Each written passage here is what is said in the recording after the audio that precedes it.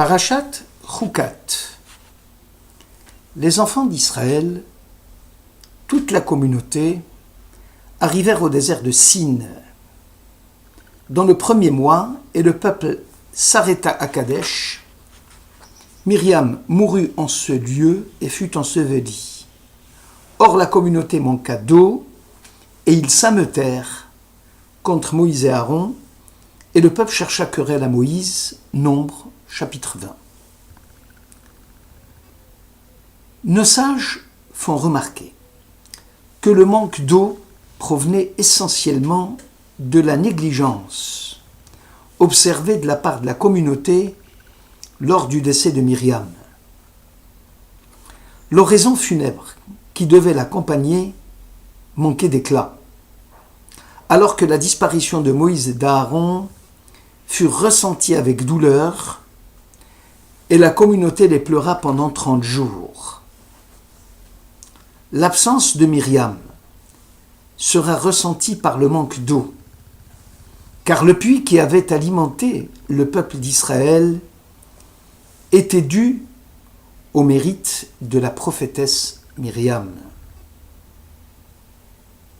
En outre, la liaison entre le récit de la vache rousse et celui de la mort de Myriam montre bien que les sacrifices avaient pour finalité d'amender les fautes.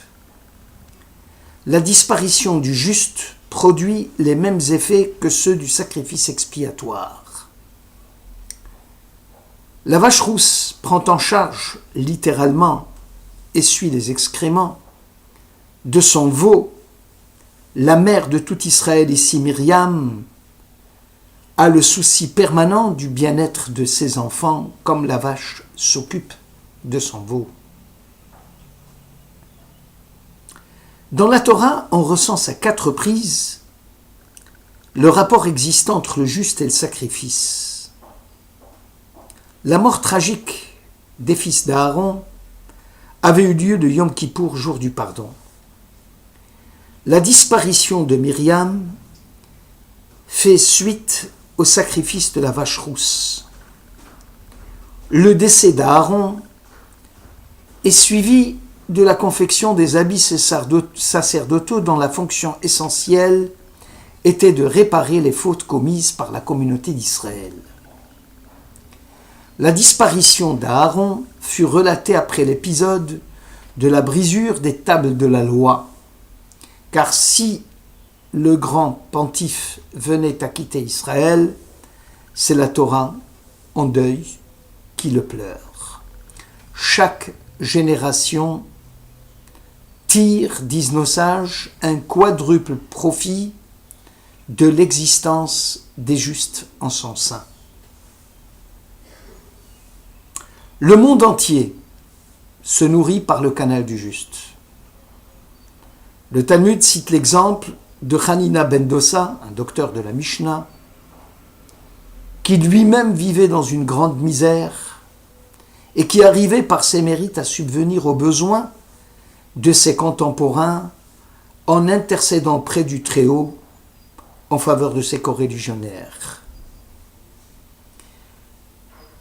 Shnei Shadaïr, les 2 mamelles d'Israël dont parle le cantique de cantique Shirachirim, est une allusion à peine voilée, dit le Midrash, à l'action efficace des pères nourriciers d'Israël, que furent Moïse et Aaron, sans parler de Myriam dont le nom reste lié à tout jamais au puits Be'er Myriam. Le juste, selon nos sages, a pour mission de faire éclater la lumière de Dieu, de montrer comment la lumière de l'esprit, comme un arc-en-ciel au milieu des nuages. Le juste fraye dans le désert la route du Seigneur, Isaïe chapitre 40.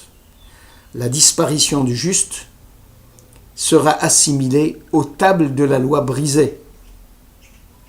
On a besoin du juste qui ouvre l'âme de chacun d'entre nous, car le juste embrase ses contemporains malgré eux. Le tzaddik, le juste, a pour fonction de protéger ses contemporains contre toute agression physique ou morale. C'est dans le langage des sages un bouclier tris mipnei hapur anut, un bouclier qui va devant la catastrophe qui s'annonce. Tantôt comparé à l'ombre qui protège contre la canicule meurtrière. Tantôt comparé à l'habit qui nous met hors des dangers du froid et de la chaleur. Les sages expliquent, à propos de la mort d'Aaron,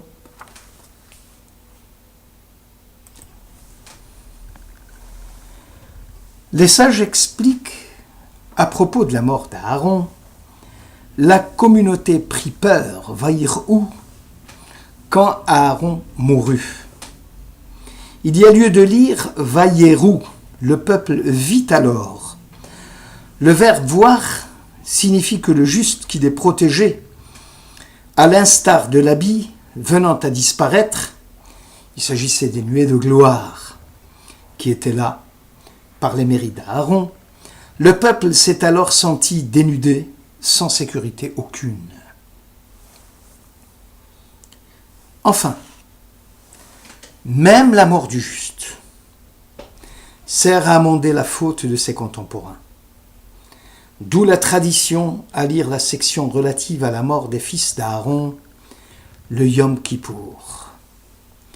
Le Kéliakar fait remarquer que le mot mériva, qui signifie en hébreu une émeute, une querelle, ne s'applique dans le texte de la Torah que lorsqu'il y a une dispute au sujet des eaux, comme à Mara, une première fois, une seconde fois dans la section Choukat. La raison avancée par l'exégète est qu'à propos de la création du monde, il est dit partout « Kitov », et voilà que ce que Dieu a fait est bien. Sauf à propos du deuxième jour de la création, Dieu fit l'espace et opéra une séparation entre les eaux qui sont au-dessus et les eaux qui sont au-dessous, et cela demeura ainsi. Va-Yavdel. Va-Yavdel, dans le nom, la Havdalah, la séparation. Or, toute séparation, ici des eaux, est source de division et de conflit. C'est l'origine et le point de départ de toute discorde. Selon la mystique juive, le prolongement de cette mésentente fut la querelle que vont livrer les bergers d'Abimelech et ceux d'Yitzhak concernant les puits d'eau. Toute la contestation contre Moïse eut pour origine la séparation des eaux de la Genèse. Moïse fut sauvé des eaux. Il frappa le fleuve et transforma les eaux en sang. Il frappa le roc que Moïse fut séparé des conquérants de la terre sainte. Une barrière se dressa alors entre le prophète et la terre d'Israël qu'il souhaitait pourtant fouler. Le peuple dit alors à Moïse : « Ah, que nous sommes-nous morts quand sont morts nos frères devant l'Éternel. Et pourquoi avez-vous conduit le peuple de Dieu dans ce désert pour y périr nous et notre bétail ?» Selon nos sages, le peuple s'était mis au niveau du bétail. De la même façon que le troupeau n'aspire qu'à boire et à manger, le peuple n'aspirait plus à son élévation spirituelle. Cette décadence aura pour conséquence d'exclure cette génération de la connaissance de ce monde-ci et du monde à venir. Sham Yamutu. Ils périront, ils mourront là-bas, dans ce monde-ci. Vesham Itamu. Ils périront là-bas, dans le monde à venir. Telle est la sanction cruelle qui frappa ceux qui refusèrent d'accéder au niveau du divin en préférant une existence terrestre, voire même bestiale.